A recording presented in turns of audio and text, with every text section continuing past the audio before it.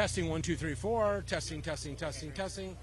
Sahel, do you copy me now? It's really low. Is it low? It's on the very low end. Testing 1, 2, 3, 4. Yeah, yeah. Well, here. Pay attention to that. I'll give it a sound check. Don't worry about that crap, okay? Yes, thank you. Okay, here's a real sound check, so you'll be able to do what you got to do on this thing, all right? 1, 2, 3, 4, 5, 6, 7, 8, 9, 10, 10, 9, 8, 7, 6. Hey, guess what? It's 95 degrees. Is it low? Guys, is it low or high? Low. All right, we need... It just dropped out entirely. 1, 2, 3. Hello. I must be going. I'm imitating Groucho Marx. It's sad to so. I must now go. I'm going. But if you go away, I won't have anyone to say. The law is with us today. I'd stay, I'd do an appeal, I'd stay and know how you feel, but I must be going. How's that? Again, anything? Nothing? Zero? Foolishness? Whatever? Frank, you look amused.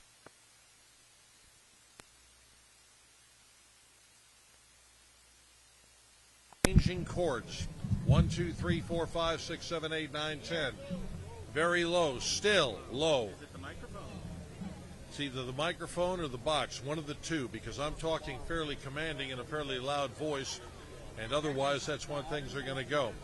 When all else fails, push every button. When all else fails, GABH, get a bigger hammer. You can put the mic to the speaker and then Picture of this guy. Oh, God. Guys, they're going way too complicated on this crap. I hate to say it, we've got a microphone stand there. Let's go ahead and put it on that. Repeat to me. Up with this baby. Take your picture.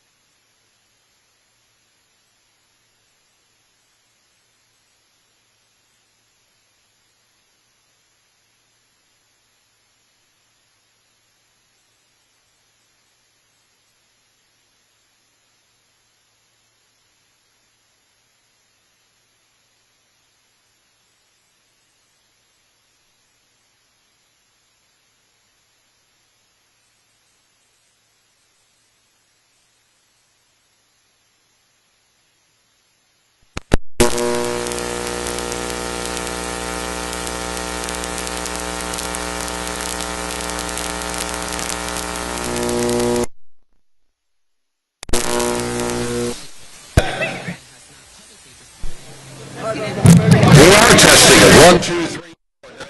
Hey, wait a minute, dude. It doesn't matter if it comes out of the speakers. If we don't get it out of that box, then you're talking to yourself. All right. Here we go. 1, 2, 3, 4, 5, 5, 4, 3, 2, 1. Sound logical? Good? Clear? No hum, no buzz, no nonsense? Give me a thumbs up if everything is good. Cameramen, soundmen, give me a thumbs up. You want to hear the guitar? Go find a restaurant at 5 o'clock. You can hear it? Then nobody touches the guitar. No music. Not until the news conference is over. 1, 2, 3, 4, 5, 5, 4, 3, 2, 1.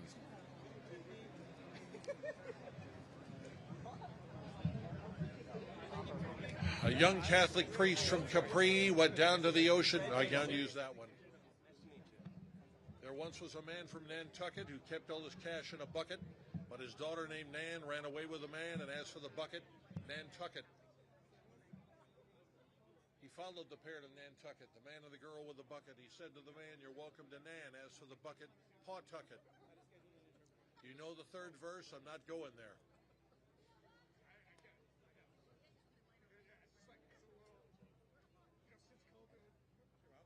Oh, good God. All right. Hopefully it's going to work. Nicely done. I don't know about nicely done. You did it.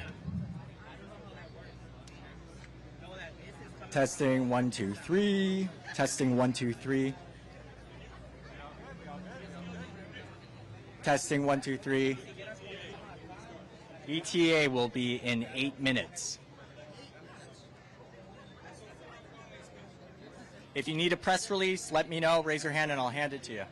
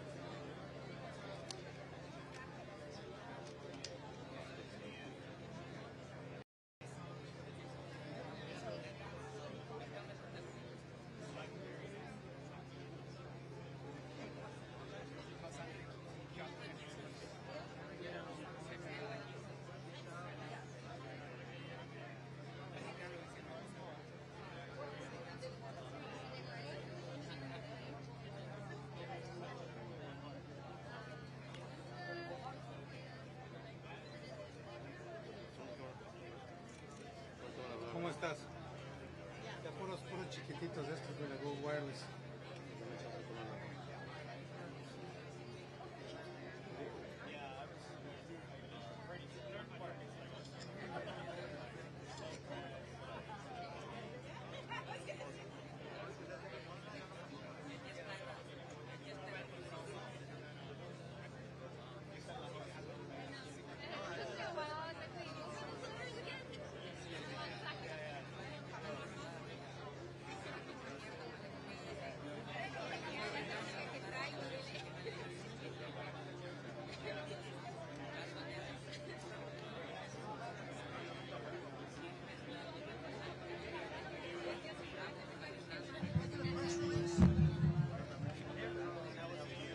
You are, Frank. Thank you. There.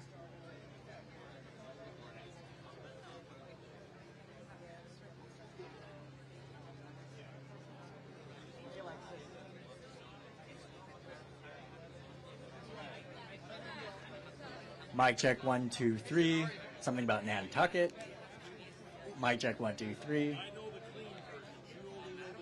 1 2 3. Mic check 1 2 3. 1 2 3. 1 2 3. Mic check. Mic check.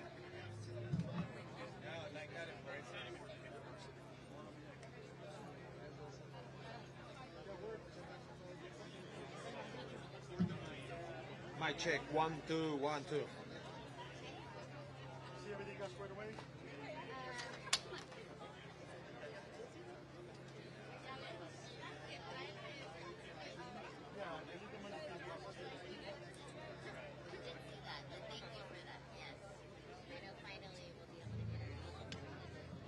Yeah, when I tried doing the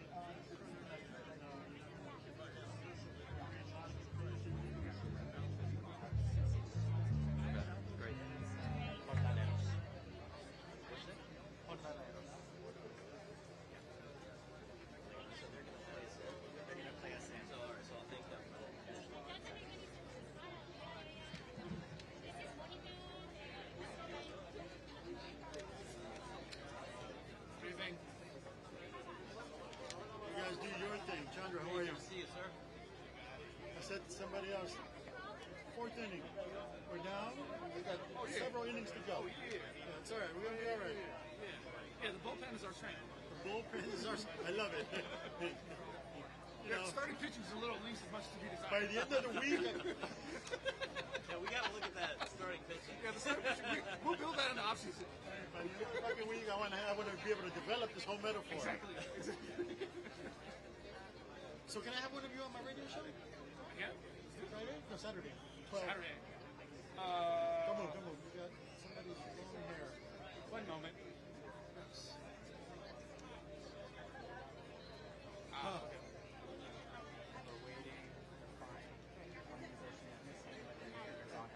The movie's on their way. As long as you confirm 110, you still think? I think 115. 115. Well, that's fine. Hot mic. I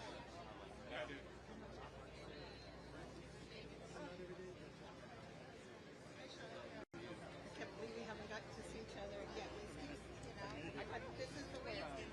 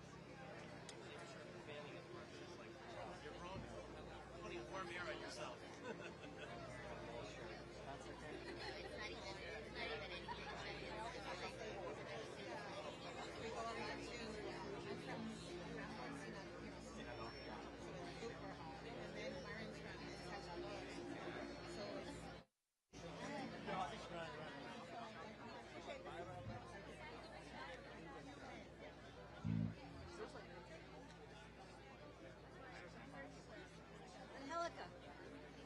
Oh, yeah. I want to tell you they're harassing our people. Hi. How are you, How are darling? you doing? Right up in that alley in there. We're right. That's our building. Okay. Our office. They've been harassing. Squatters don't come to our stores.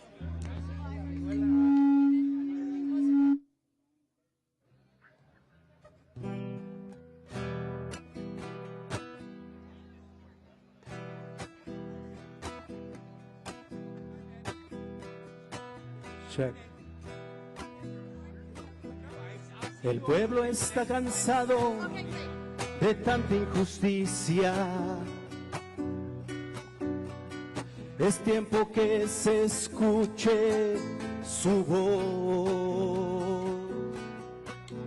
Han sido años y años de vivir en las sombras. Han sido años y años de explotación. Porque es tan difícil que comprendan, entiendan lo que pedimos.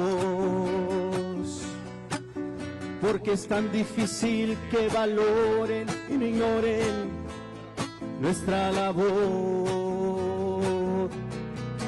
Pueblo, únete. Pueblo, únete, unidos será la diferencia. Pueblo, únete, pueblo, únete,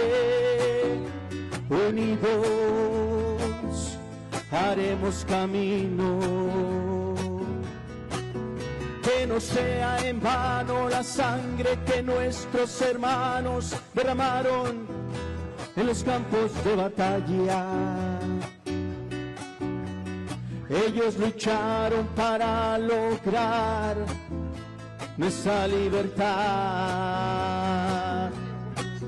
Hoy nuestra mejor y única arma es la educación. Solo así podemos soñar, soñar, soñar en mañana mejor. Pueblo, únete, pueblo, únete, unidos será la diferencia. Pueblo, únete, pueblo, únete, unidos haremos camino. Emigrante, no hay camino, se hace camino.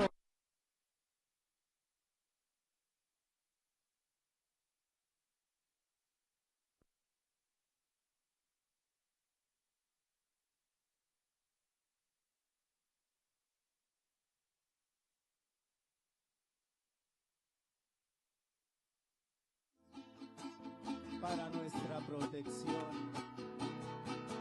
Pueblo, únete, pueblo, únete, unidos será la diferencia. Pueblo, únete, pueblo, únete, unidos haremos camino.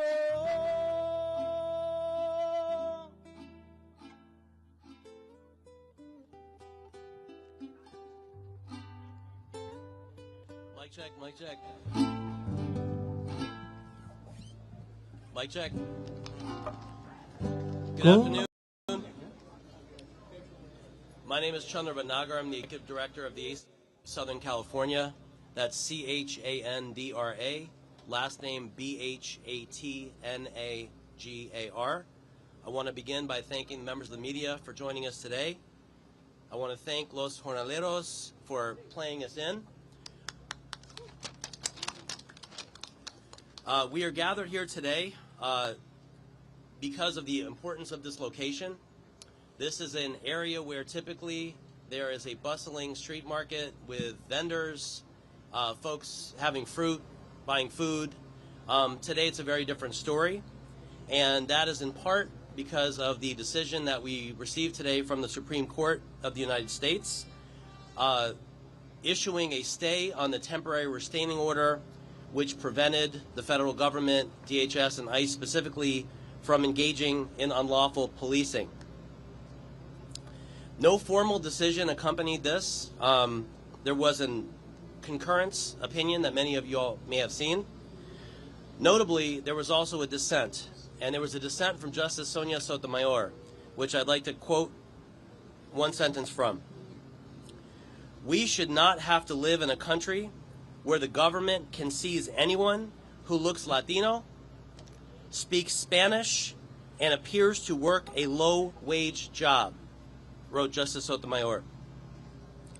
The government, and now the concurrence, has all but declared that all Latinos, U.S. citizens or not, who work low-wage jobs are fair game to be seized at any time, taken away from their work, and held until they provide proof of their legal status to the agent's satisfaction. End quote. Justice Sotomayor is exactly right. We cannot accept a society where people are treated this way because of how they look. A mark of authoritarianism is a country where the government can stop you and ask you to show your papers. Papers, please. That is not Los Angeles, that is not America, and that is not the country that we want to live in. A mark of racism is a country where you can be stopped because of how you look. Apartheid South Africa is a great example of that, where you have to provide papers because of your appearance. That is unacceptable. That is not acceptable in Los Angeles, and that is not acceptable in our country. So our speakers today are going to say a little bit more about the opinion and a little bit more about the impact that it's going to have on Angelenos. And I'm very proud to introduce our very first speaker, who is from the executive director of the Los Angeles Workers Center Network. I'll say that again. The executive director of the Los Angeles Workers Center Network, our dear colleague Armando Gudino. Thank you. Armando Gudino, last name Gudino. Today's Supreme Court conservative majority handed down a ruling many of us feared but expected. By siding with the Trump administration, this court's majority has revealed itself as highly prejudicial and has further empowered authoritarianism in this country. Immigration agents are now being given the power to profile, stop, detain, and arrest people because of the color of their skin, the language they speak, or the work that they do. In doing so, they have effectively legalized racial profiling and, by extension, racial discrimination. While we expected this, it does not hurt any less. However, our communities have fought too long and too hard to have our constitutional rights stripped away. We will not be silenced, and we will not stop fighting until the Constitution is not only preserved, but restored for every worker, every immigrant, and every family in this country. The Los Angeles Workers Center Network is proud to serve as a plaintiff in this case. We bring forward the voices of low-wage workers across Los Angeles who already face exploitation and abuse. These workers and our immigrant communities are the economic backbone of this city, of this state, and in this country. We will stand with our car wash workers. We will stand with our warehouse workers, with our garment workers, our restaurant workers, all workers, including our day laborers, and all of their families. And we will fight the systemic discrimination this conservative majority has unleashed. Alongside our members at the Workers Center Network, we form a network of support and resistance, ensuring workers know their rights and have the power to defend themselves. This decision will not end this struggle. As plaintiffs, as organizers, and as a community, we are determined to keep pushing forward in the courts, in the streets, and in the workplace where dignity and justice is on the line. The fight is far from over, and our resolve has never been stronger. And I'll finish with this. As I was standing for this to go on, a worker came up to me and said, remind them that solo el pueblo va a salvar el pueblo. Only the people will save the people. Thank you.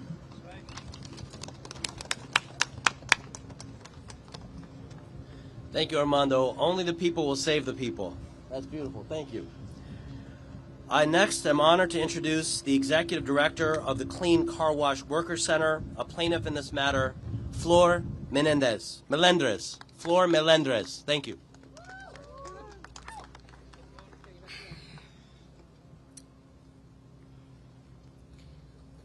Hi, everyone. My name is Flor Melendres, Executive Director of the Clean Car Wash Workers Center. Melendres is Melendrez. And I am here today with a bad feeling in my gut. Because the decision that happened today will have the effects to come even worse into our communities. As of today, approximately 81 car washes have been raided, many of them more than 3 or 4 times. Approximately 247 car wash workers have disappeared from our communities. This is just unacceptable.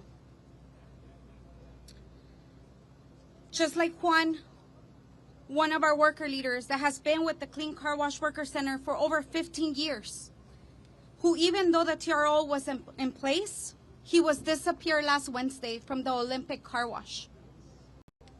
It is workers like him that make our community better, that improve the industries for other workers, that make our communities, that stand up for those injustices and make it better. It is unacceptable. It is a shame that we get this decision, but it's not surprising. Am I right? We are infuriated because the impacts will continue to show in our community. We will continue to feel the pressure because we could not depend on our legal system. We are here for our communities, and I just want to remind us that workers still exist, that workers have rights, that our civil rights still exist. No matter what the decision was today, we will continue to stand strong and there for our communities. I am calling on our elected leaders, city, county, state. We need to stand up and we need to stand strong with our community. The raids are getting more violent. Workers are getting hurt. Workers are dying. Clean Car Wash Worker Center has been responding to the last 3 months to all these needs. Preparing for this before, standing with the communities during, and even after to make sure workers are actually getting home safe. It is not enough to get up and do a video and post it on social media. It is not enough to just say this happened somewhere. Yes, it is important to document it, but it is also important to collaborate and to bring resources to those in the front lines. I urge you to contact Clean Car Wash and get involved. Clean Car Wash Worker Center. There are still offices that are not responding. What else do we need? Let this be your call to action, to stand with our community, to stand with workers.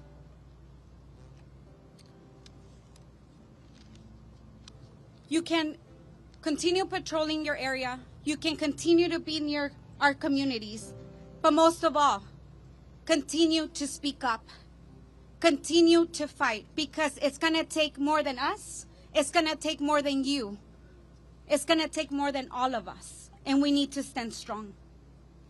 To all the car wash community, we are here.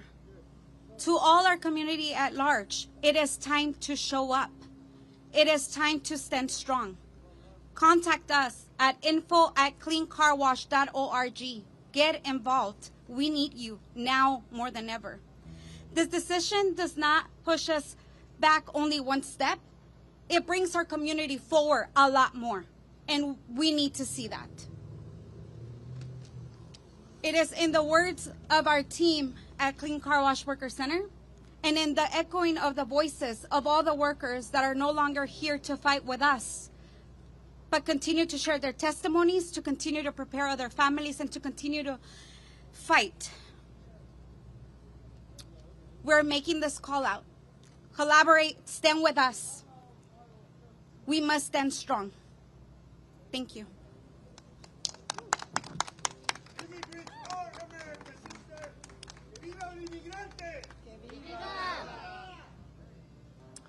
Thank you, Flor. I'm next honored to introduce one of the most impactful civil rights advocates in our community, our close partner and the leader, the executive director of the Coalition for Humane Immigrant Rights, Chirla Angelica Salas.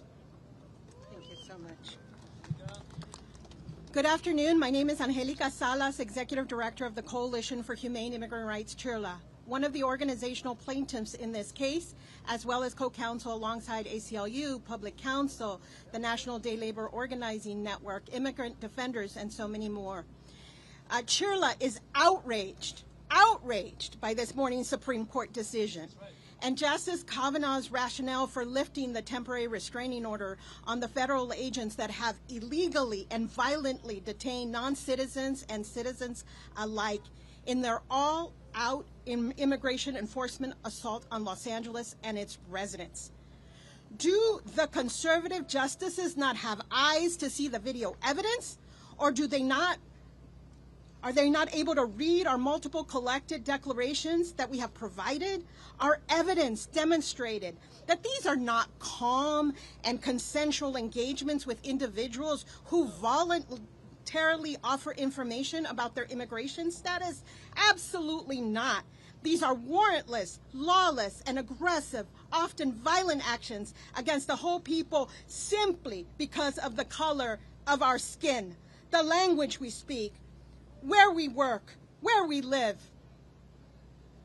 The Supreme Court of the United States decided not to see this evil that has been visited on our people, not to hear the cries of all who have been victims and witnesses of these actions, and not to use the voice of the court to protect individual rights under the Constitution.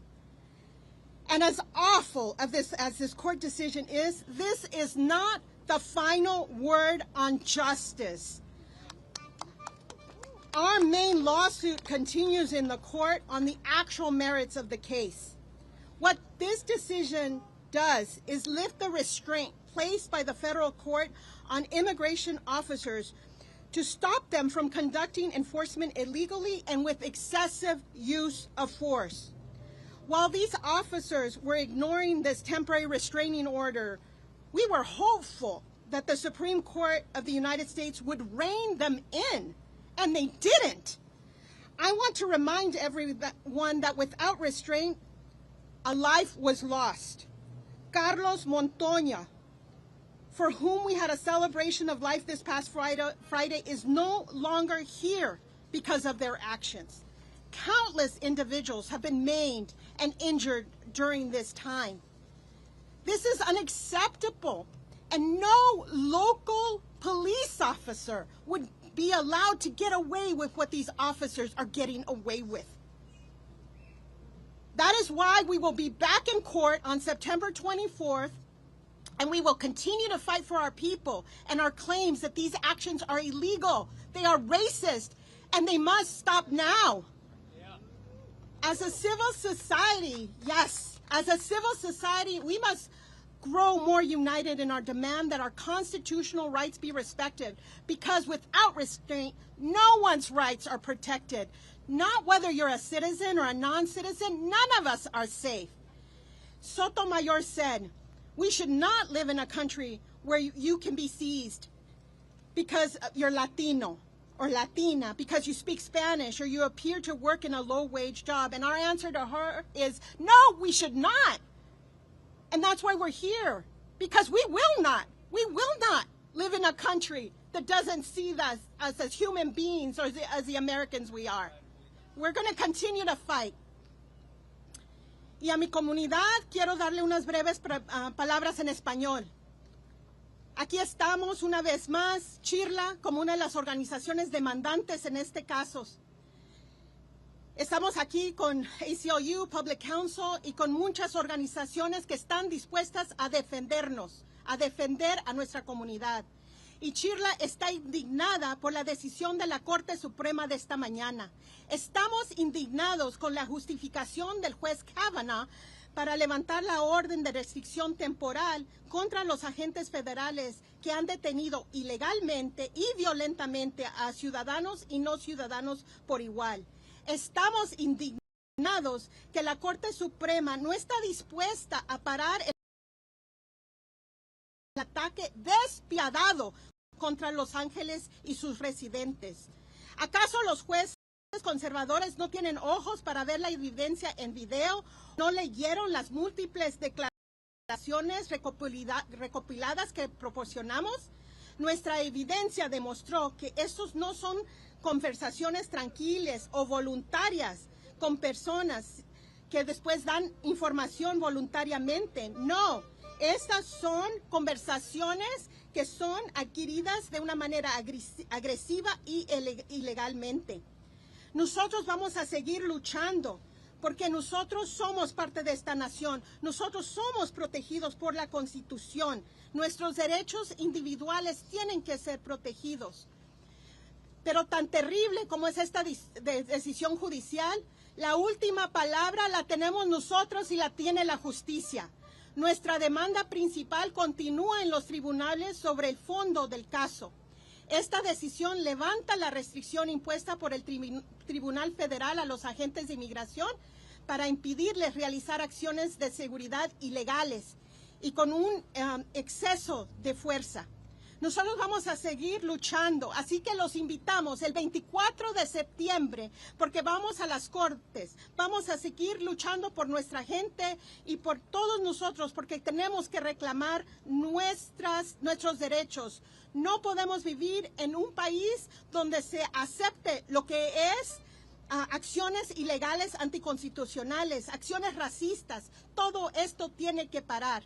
Y como sociedad civil tenemos que hacer a nuestro gobierno responsable, tenemos que hacer a las cortes responsables, tenemos que hacer a todos los que están involucrados en estas acciones responsables, porque aquí, ciudadano o no ciudadano, ni uno de nosotros está protegido si nosotros no luchamos por nuestros derechos. Muchas gracias, y que el pueblo vive en este país, y nuestros derechos los vamos a seguir luchando. What do we want? Justice. When do we want it? Now. What do we want? Justice. When do we want it? Now.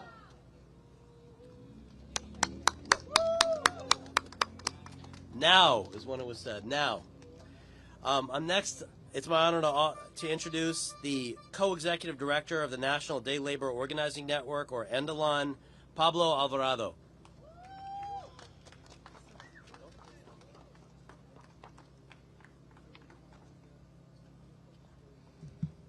Muchas gracias. Voy a hablar en español primero.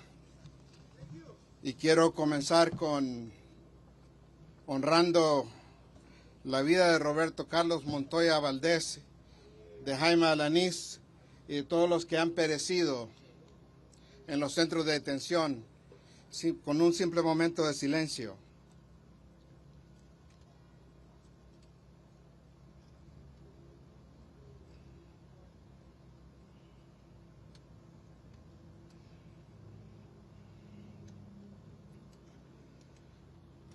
A los jornaleros, a las jornaleras, a los vendedores ambulantes,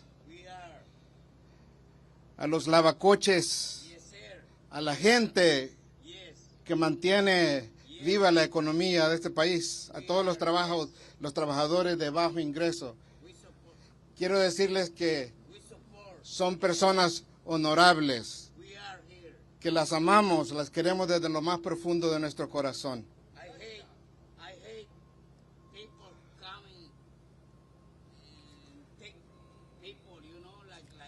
Entonces, quiero decirles de que no, a los jornaleros decirles que no es ilegal. No es ilegal ser jornalero.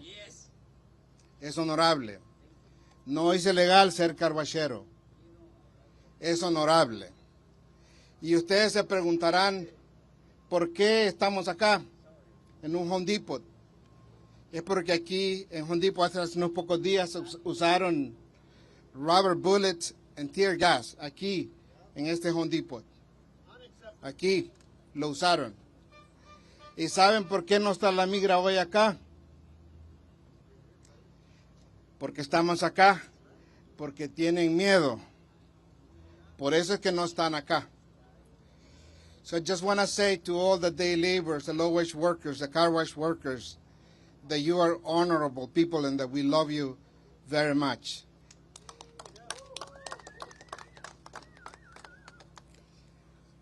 Our dignity is not in question. I know that many people are going to come and tell you, give us back our dignity. Well, nobody gives or takes our dignity from us. Nobody gives it, nobody can take it away.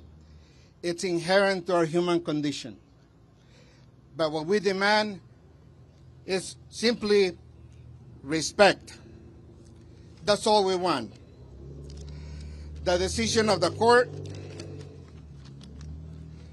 is repulsive, violent, abhorrent.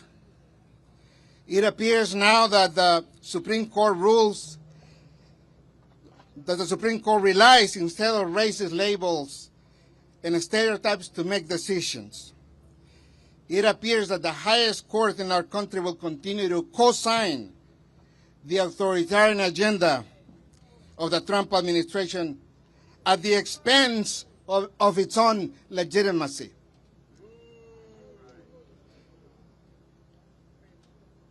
And this is not about day laborers and car wash workers and street vendors and low-wage workers. This is about every American. Based on this decision, it appears that it's only non-white workers who will be the target. So it undermines, when you undermine the civil rights of those who are more vulnerable, you undermine the civil rights of everyone else. And what happens next is up to us. We don't rely on the courts anymore. The lower courts, they're taking their power away. Those are the only ones who are dissenting with this administration.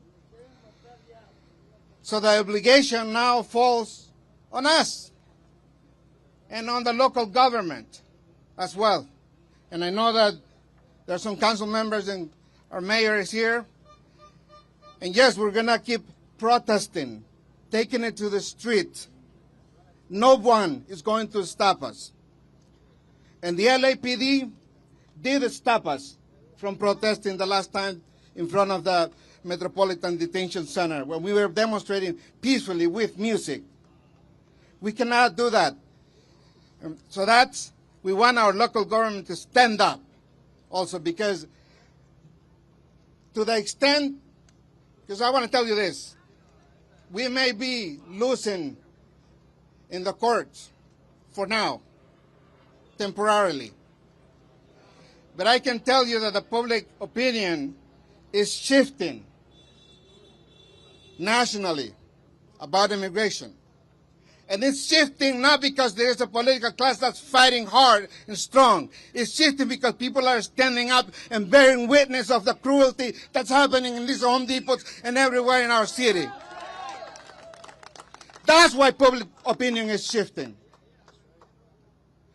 So I ask every American of good conscience, and I happen to believe that most Americans disagree with the images of seeing men masked in wearing civilian clothes, armed to the teeth with armored vehicles coming into our neighborhoods. Most Americans disagree with that. That is authoritarianism. That is fascism. I'm Salvadoran American, and I know where that leads to. I know where that leads to. So it is important that we keep adopting Home Depots. Please participate. Adopt a Home Depot. Adopt a car wash place. Adopt a workplace where you can go and film, continue filming. Let's do it lawfully, respectfully. But let's not stop doing it. Because if there is anything that's changing hearts and minds, it's what Americans are seeing in the phone screens. It's the violence, it's the cruelty that our community has been subjected to. So let's be very clear about this. De que solo el pueblo, solo el pueblo, solo el pueblo.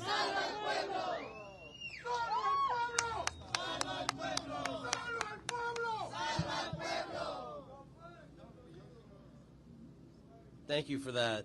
Let's have a round of applause, please, for Pablo Alvarado.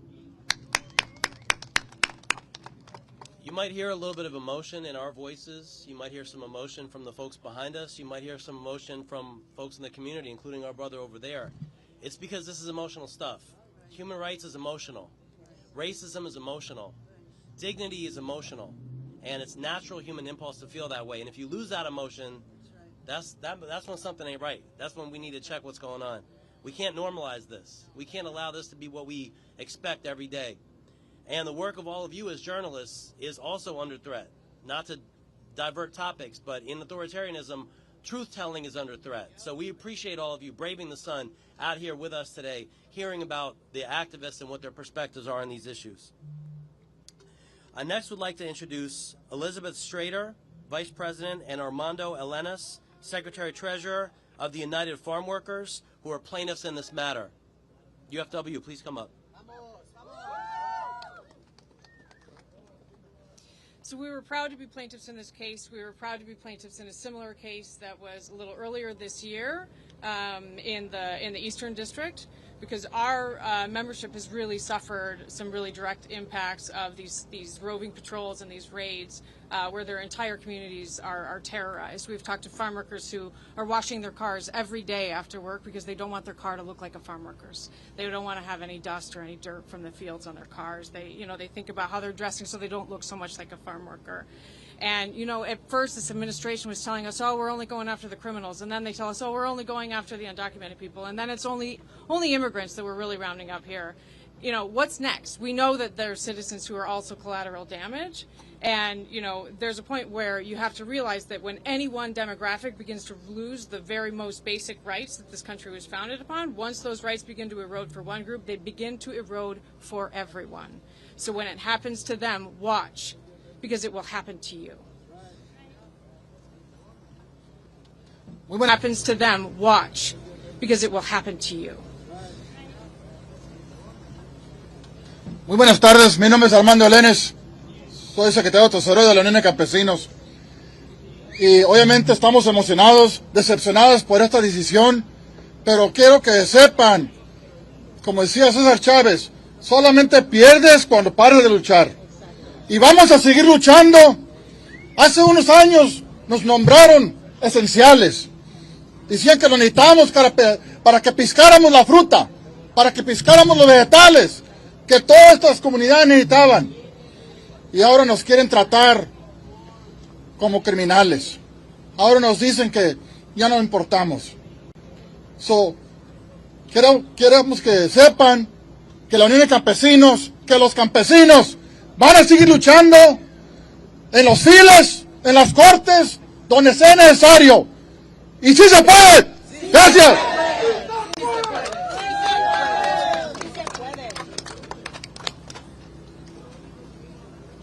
If we are to resist authoritarianism, it is important that we have folks in the streets, in the courts, and in the legislatures, including our city council and our mayoral offices. So we're deeply honored today to have some elected officials who have joined us.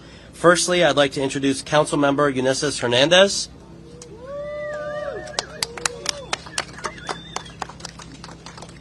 Thanks so much for having us. Hello, everybody. Welcome to Council District 1. Welcome to Westlake. Today's Supreme Court ruling is another devastating attack on civil rights and constitutionality. 6 justices have given immigration agents the green light to racially profile and terrorize our communities with roving patrols that snatch people off the streets based on nothing more than how they look, like my brown skin, or where they work, like this day laborer center here, or what language they speak, which I speak Spanish as well. They're coming for people that look like me. You are sitting on the ground where literally our people were tripped and trampled and beat up by these people. Tear gas was used right behind you. Rubber bullets, pepper bullets were used in this area. But it's a place of community as well, of resilience, of resisting what is happening. We all swore an oath to uphold the Constitution. I swore an oath to uphold the Constitution. And that means calling this decision what it is. It is unlawful. We have a Supreme Court in this country that was supposed to set the rule of the land. But this is a court that has been bought off, where people have been appointed that have harmed so many people in their past. And now what they're doing is just harming more people as Supreme Court justices. And that is disgusting. That is devastating, because we are a country that's supposed to have 3 branches of government. Checks and balances. There is no more checks and balances. And that's what happens in an authoritarian government. These raids have completely shattered public trust in government. And it's devastating. They have kidnapped workers trying to make an honest living, torn parents away from their kids, and terrorized our elders. This isn't about making America great again. Over 70% of the people ICE has in custody have no criminal records. It's never been about criminals. It's never been about people who have anything on their records. It's been about who they don't want to see in this country anymore. And they're starting with Latinos, and they will be coming for others. Recognize that. They're already taking citizens. It doesn't matter. Wake up. If they really cared about safety, they wouldn't be slashing funding for the programs that actually keep us safe, like violence prevention, housing, healthcare, addiction treatment, gun safety, youth programs, all of that. They cut. They cut safety at its roots and then call immigrants the threat. When literally California is the 4th largest economy in the world, not by accident, but because of the contributions of our immigrant communities.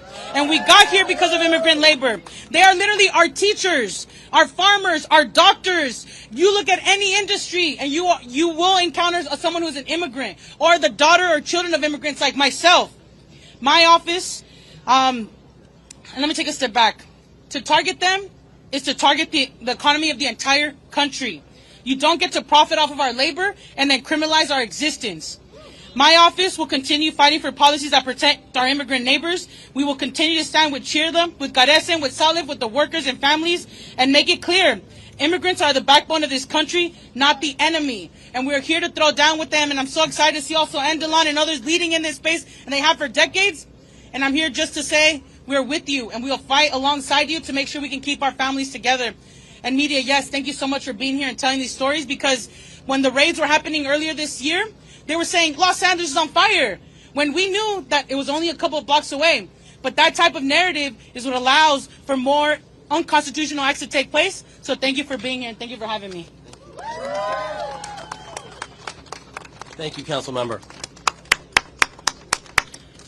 So before we hear from the lawyers in this case, it's our deep honor to be joined by the leader of our city, who has been a partner in this litigation, Mayor Karen Bass. Thank you. First of all, let me thank the ACLU, Public Council, Chirla, and all of the community organizations that are here. I am very proud to stand with you, and we are so fortunate in our city to have these organizations that have a long history of defending immigrant Angelenos.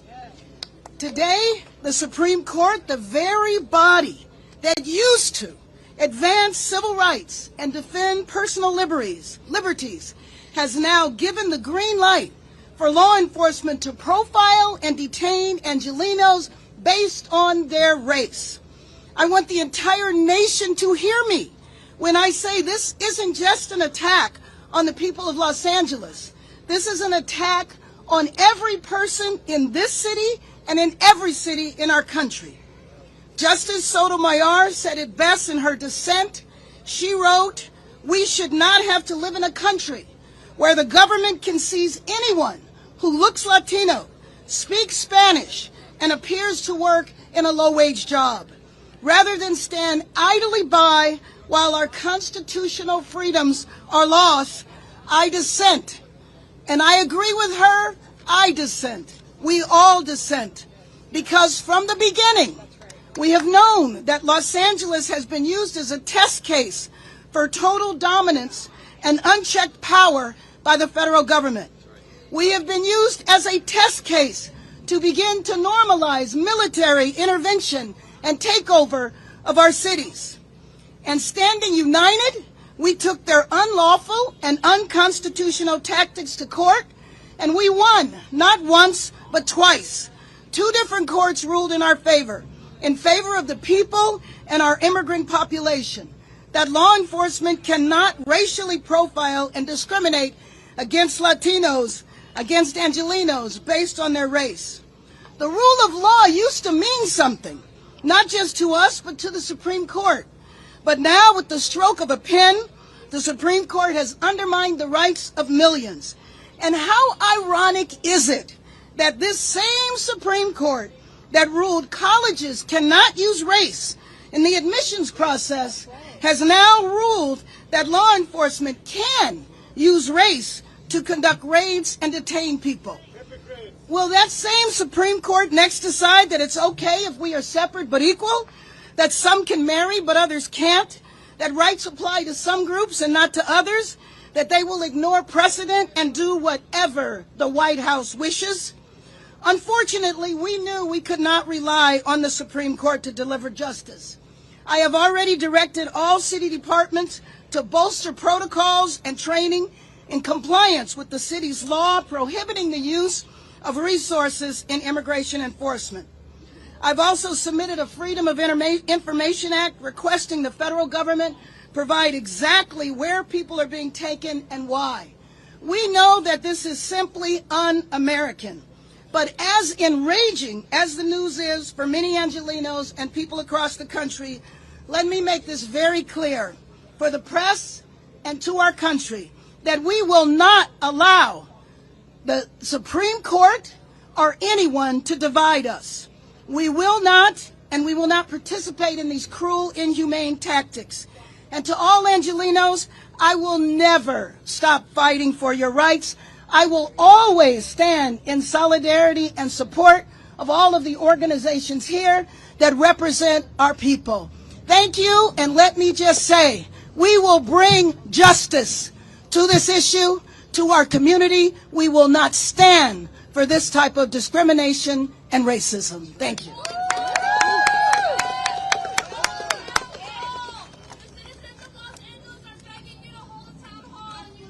Thank you, Mayor Bass, for your leadership and for your words.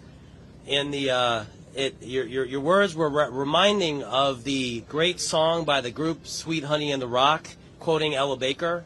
We who believe in freedom will not rest. We who believe in freedom will not rest until it comes. And that's the sentiment that you're hearing today from all of us. It's now my honor to introduce the litigators in this case, the folks who have been fighting the fight in the courts. I'd like to begin with Rebecca Brown from Public Counsel. Rebecca. Hello. Today, the Supreme Court gave the green light for the government to restart raids across Los Angeles that are based on racial profiling. The lower courts had blocked these raids because they violated one of our most basic constitutional principles. No one should be stopped, detained, or arrested just for their race, their accent, where they are standing, or what kind of work they do. This is not reasonable suspicion. This is discrimination. These raids have never been about public safety.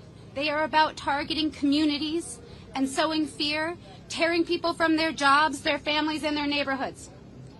We have already seen Angelenos harassed, assaulted, and dragged away from their workplaces. Families now live in fear of going to work, to school, and even standing outside with friends. Today's Supreme Court decision will only increase that fear and uncertainty, making life even more dangerous and unpredictable for ordinary people just trying to go about their day. But here's what this ruling does not change. Angelenos still have rights. And all of these people, all of our community organizations, legal advocates, and neighbors here are ready to defend those rights. This fight is far from over. We are working in court, in our neighborhoods, and in solidarity across the country to make sure this decision is not the final word. We will not stop until our Constitution's promise of equal protection applies to everyone, and we will keep fighting every day until every Angeleno can live with safety, dignity, and freedom. Thank you very much. Thank you. Next, it's my pleasure to introduce from the Immigrant Defenders Law Center, plaintiff and co-counsel Alvaro Huerta.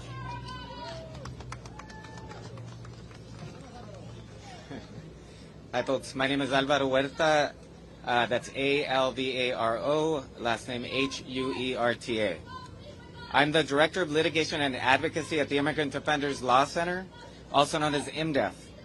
Immigrant Defenders is the largest removal defense nonprofit law firm in Southern California and is a leading member of the LA Rapid Response Network and one of the plaintiffs and co-counsel on this case. I also want to recognize our partners, CHIRLA, Public Counsel, Carecen, and DELON, the UFW, all the organizations that are standing here today, and many others that represent what makes Southern California great.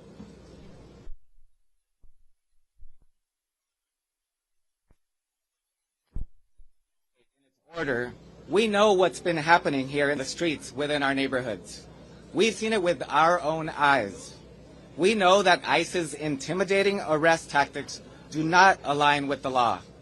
And we know the people arrested in violent ways by masked and armed thugs that refuse to identify themselves, the people arrested by them are hardworking individuals, community members, fathers, mothers, students, and neighbors, people this country relies on, people that make this country great.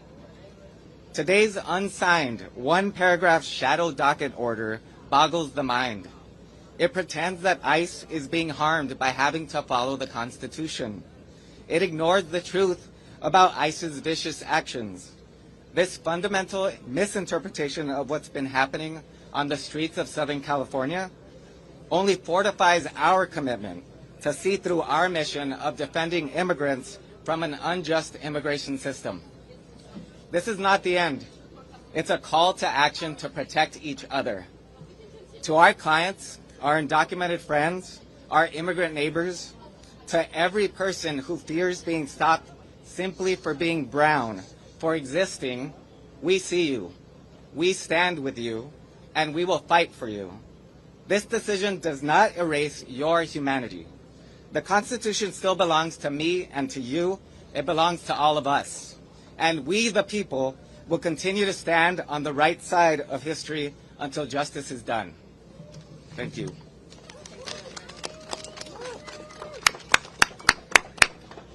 Next, I'm thrilled to introduce my ACLU Southern California colleague who argued in front of the Ninth Circuit and who's led our litigation efforts on this topic, Mohammed Tajsar.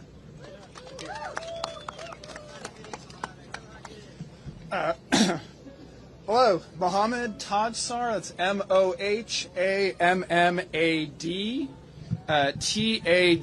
Tajsar.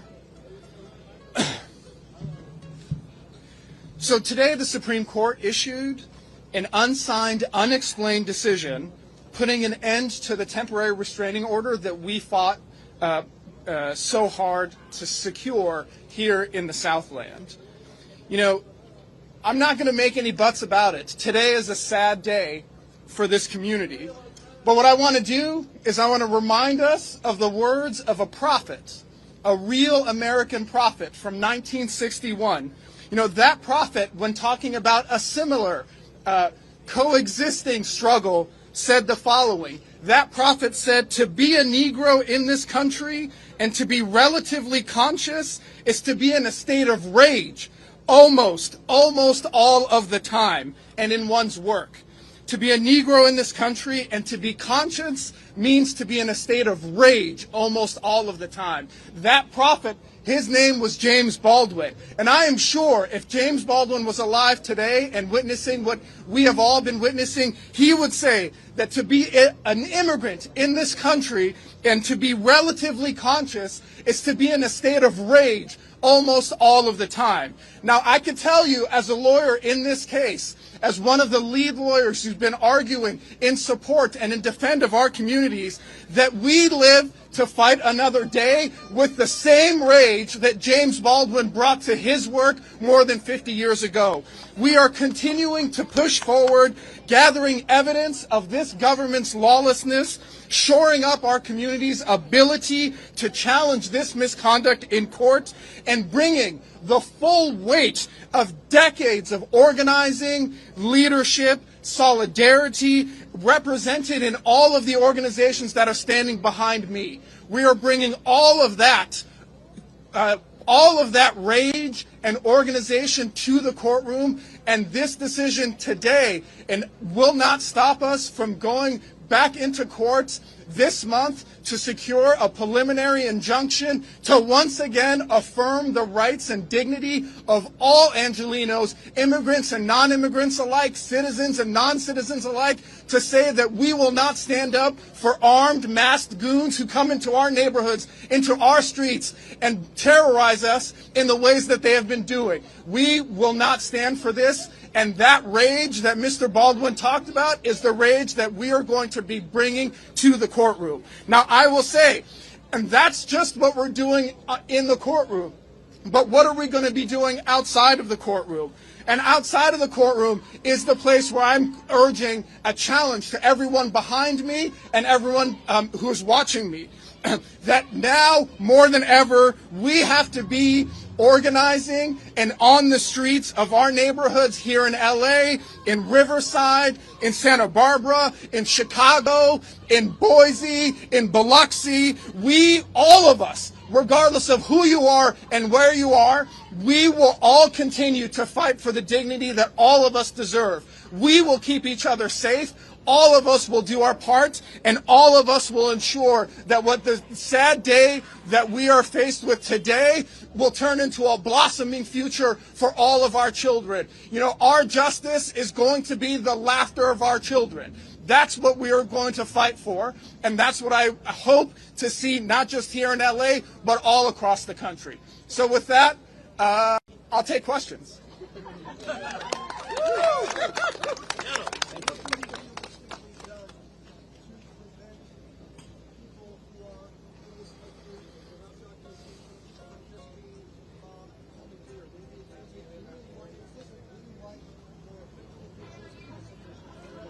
the Supreme Court decided to end the protections that we have secured in courts, but that will not prevent us from going back into court on with even more evidence to shore up exactly what the government has been doing, and we're going to put it to the court system again with an even more documentary evidence and even stronger proof to demonstrate that what the government has been doing is completely unconstitutional. So I think that is going to be the next step, and my hope is that we will continue to secure and protect immigrants' rights going forward.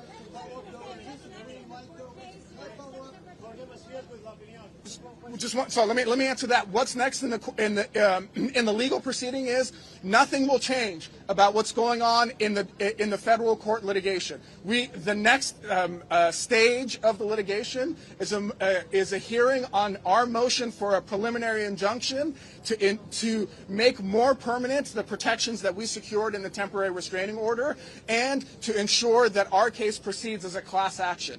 That will go forward. That's going to be before the federal district court here in downtown LA at the end of September 24th, and nothing about what the Supreme Court did today will change that. Yes, sir.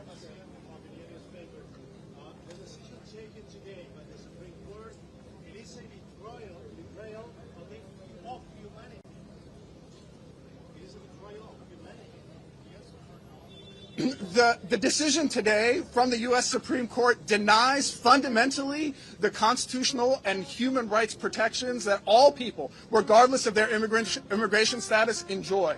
And so today, I'm not going to mince words. Today is a loss for people's dignity, for people's rights, for people's security and safety. That is absolutely true. But it is not the end of the road. And we as lawyers and we as community members are going to continue to build the evidence necessary to bring to the court system, including the Supreme Court, and show them that actually what is happening here in the city of Los Angeles is wrong and violates people's constitutional rights. And I think they will get the unmistakable picture that we will present to them, and we will get the victory. If not today, we will get it soon. Today's ruling is absolutely temporary. It's this ruling, the federal government ran to court on a temporary restraining order and ran to the Supreme Court to try to get temporary relief. And what the Supreme Court did is in a short one-paragraph, unreasoned decision, put a halt to that temporary restraining order. But that temporary restraining order will disappear. It was going to disappear either way. When we go back to court to seek to make that more permanent through a preliminary injunction, the proceedings will start again. And we will again fight to get the same protections that we got from the TRO, but in a more permanent posture on a more full record. Yes.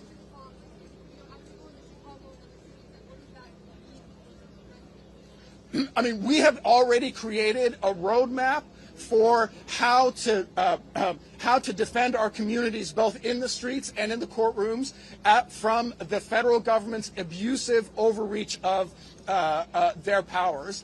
And I think that all of us, what we have been doing here today, both in the courtroom and outside the courtroom, is going to be a model for people in Chicago, for people in D.C. and everywhere else, to say that and to provide them a mechanism and for support and provide them a mechanism for defending their communities against the goons that have been terrorizing all of us.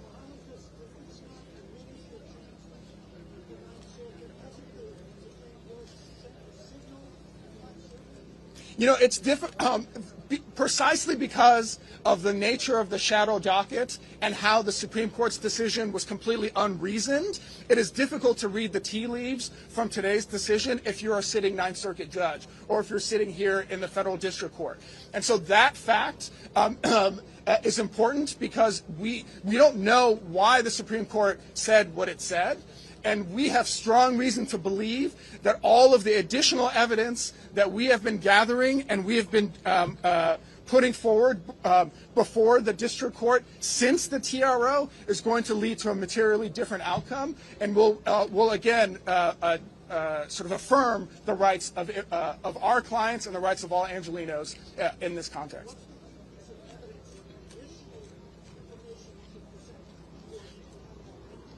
So multiple things. We are presenting both additional widespread evidence of unconstitutional behavior from the part of the federal government, and we are ensuring that we, as the plaintiffs, have the procedural ability to challenge all of these actions. And so both on substance and on procedure, we have introduced additional evidence that will obligate the court system to look anew at our case and to decide it once more in our favor. Anybody else? Yes, go ahead. With this decision, the immigrant communities nationwide, Chicago, New York, Los Angeles, are likely to see that these ICE agents are going to act like the Gestapo, secret police of Germany, or the police of Benito Mussolini. I mean, what we have, what everyone can see in front of them. Hold on, let me say that again. What we have demonstrated in the federal litigation that we have filed is precisely how lawless the federal government has been in enforcing its immigration mandates here in the city of Los Angeles. And it's their sort of egregious, violent, really disgusting and shameful conduct that I think has been the linchpin to our legal theories. And I think once we develop, when we present anew all of the information that we have gathered, we are hopeful and confident that the federal judiciary will resolve this case once again in our favor. And I think that's going to also be true across the country. Can I say something? Please. Okay, I think it's important. We talk a lot about the legal, our legal fight. But I also want you to understand what we're saying here today, too, is that this is a restraining order. When do you put a restraining order on somebody? When they're beating you, when they're harming you, when they're mistreating you. And so what the Supreme Court said, while we're fighting the case, they could continue to do that. So our response back to the Supreme Court is, okay, you did not put restraint on these officers, but we will continue fighting. We will continue despite the lack of protection. And that's what I really want everybody to carry through. These organizations, the workers, everybody, we are persistent in our pursuit of justice. And so in the courtroom, in the streets, at a legislative level, at whatever way we can protect our community. And I want you to see the people who are watching us up here. These are people who live here. This is their home. They're the ones who have been witnesses to all sorts of attacks, and that through their window they can see that.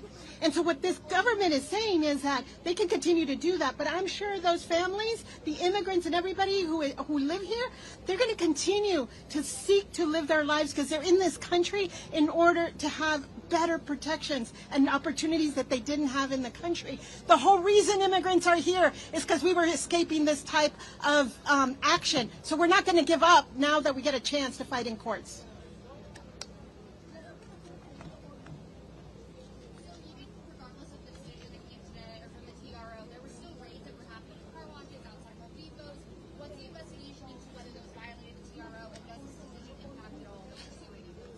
No, this decision does not impact the investigation of the ongoing misconduct perpetrated by the government. We are continuing to investigate all of these raids, and we are continuing to ask community members and organizations across the Southland to document what they have been seeing on a daily basis. And the decision today from the Supreme Court does not end any of that. The Supreme Court does not, the Supreme Court did not erase the Fourth Amendment from the Constitution, and our obligation and our ask of everybody is to ensure that they continue to bear witness to to federal authorities' rampant violations of people's human rights, and I think that's going to continue. And has the government responded at all? That might this difference from previous operations if it doesn't? The government has sort of said they've attempted to defend themselves by saying, oh, we're not just using, we're not violating the court order. We have actionable intelligence. We have all of this information and surveillance. But when you kind of read between the lines, nothing really has changed from what the government is doing. They're talking a good game, but at bottom, they are doing exactly the same thing they've always been doing, which is going after people purely on the basis of their race, their skin color, their language, and what kind of work they do.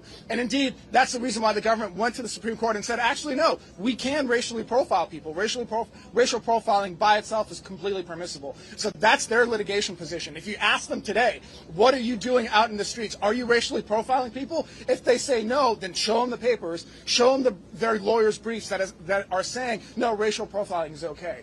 They won't have an answer for that. Okay? Thank you all. Thank you, everyone, for coming. If you're interested in a one-on-one with anyone, sorry, Mohammed.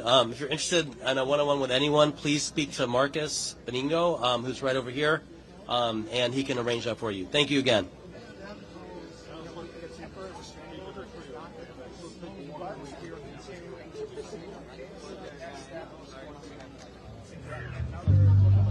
Any one-on-ones? Nope. Okay.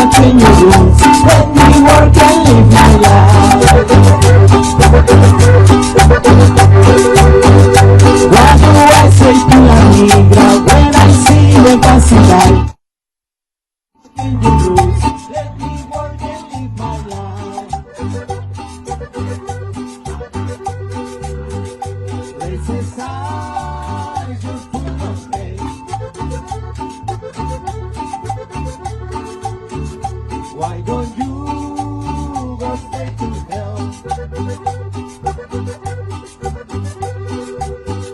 Why don't you go straight to hell?